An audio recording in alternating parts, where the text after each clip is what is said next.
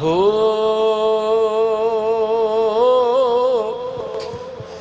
साईं पाक नूं ये शेर बहुत पसंद है। हजूर सुल्तान साहब दा चो मिसरा है। हो आशिक पढ़न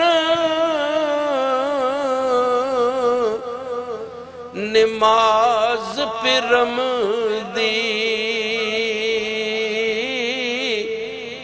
ते जिस विच हरफ न कोई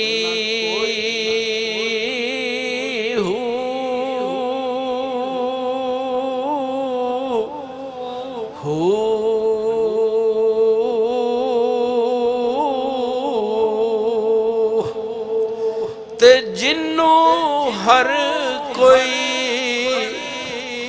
नीत न सके उथे दर्द मंदा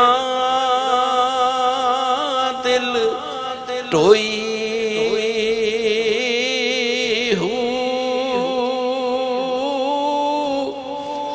ते अखी नीर ते खून जिगर दा वजू पाक की तोई